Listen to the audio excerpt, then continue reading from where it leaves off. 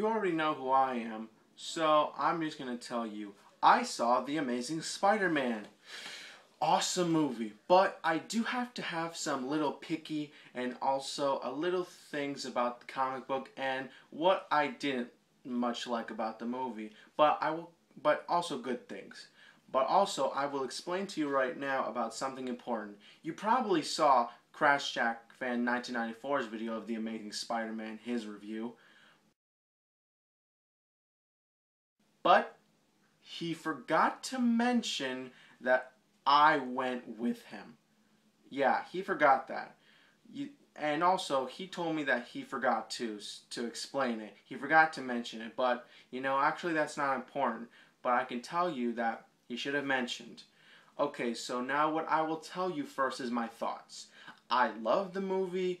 It's pretty darn awesome, but there are some things of the movie that I did not like. Well, I can say that the movie's like a thriller. It's energetic.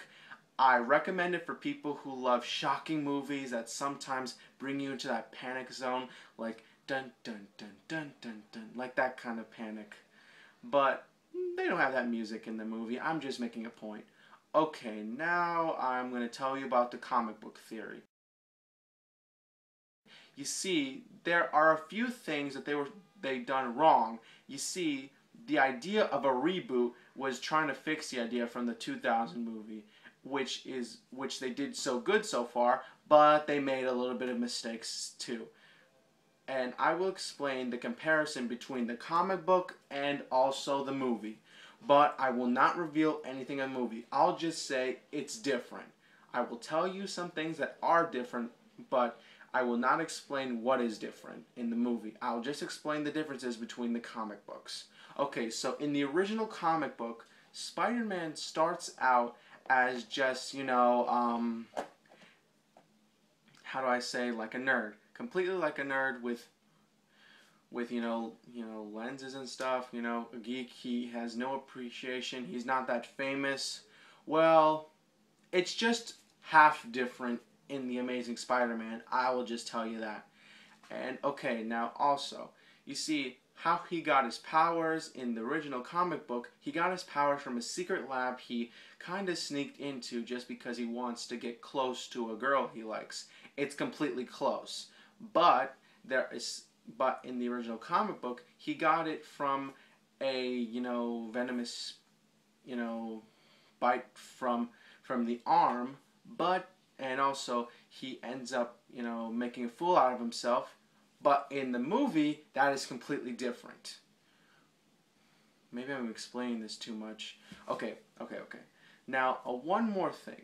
I will tell you about the costume. Now, the costume is completely different from the comic books in The Amazing Spider-Man. I mean, there are two things that they got wrong in the costume from the Amazing Spider-Man. The mask and also the kind of straps that he wears when he's, in the costume. Okay? So, that's different. Completely. Okay, and another thing is the story. Now, Spider-Man's first enemy is the Chameleon. And in the movie, he fights the Lizard Man. Off. Completely off. They should have, kept it there. That one was when I kind of, just didn't actually too much. Because, I've been watching Spider-Man for a long time.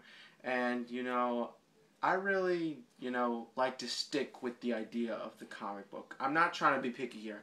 I still do love the movie. Okay, now what else is different? Well, you see, in prospect between the 2000 and the new film that just came out this year, I can say that Uncle Ben in the movie is not much as the Uncle Ben we all know from the comic books and the 2000 movie. You see, the Uncle Ben in the 2000 movie had this passionate idea for Spider-Man. With great power comes great responsibility, and I actually felt for him right here. Okay, we all know he dies, okay? We all know that. Completely. We've already seen the 2000 film. We all know. It happens, okay? We all know. But the idea is the kind of thought of, feeling bad for this guy in this new movie is pretty low. I didn't much felt for him in that point. I mean, in the new movie, The Amazing Spider-Man, Uncle Ben was like, how do I say, not much to feel for. He was more forceful with Peter Parker. Like, he was more forceful in the movie than just trying to say, passionate stuff, being a hero, and also if you're trying to do the best with what you can, that's kind of good. That's another thing I can't understand. Okay, now another thing. I'm going now a little bit picky right now. Now, the actors. The actors who played Spider-Man. Tobey Maguire, was it? Yes, from the 2000 film. Perfect. That was actually a good Spider-Man. I did like him. But in the third movie, I really had no chance for him now. But, okay. But now let's go to the Amazing Spider-Man actor. I don't remember his name, but I found out from my friend that he was a Britain actor, or a British actor. I just want to be more respectful. I'm not going against this, okay? I have nothing against British or at all. Nothing against them. But the idea is, Spider-Man's supposed to be an American from New York.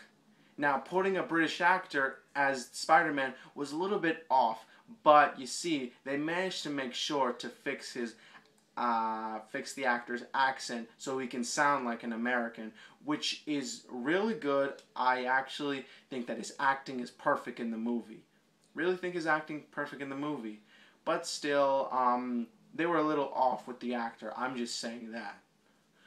All I can say is right now that The Amazing Spider-Man is a thriller of a great movie. It has great actors, great storylines, a little bit off from the comic book, but still, it's a movie worth watching. So I recommend you to go see that Spider-Man movie that's out this year, and really, you gotta go see that movie. It's really awesome.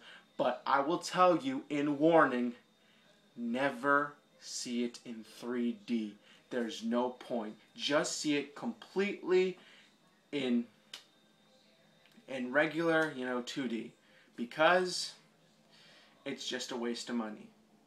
If it's a cartoon movie, yes, go see it in 3D, because actually that makes a point. But live action movies with 3D doesn't actually have any good potential. Okay, that's my review of The Amazing Spider-Man. So, FC100, signing out.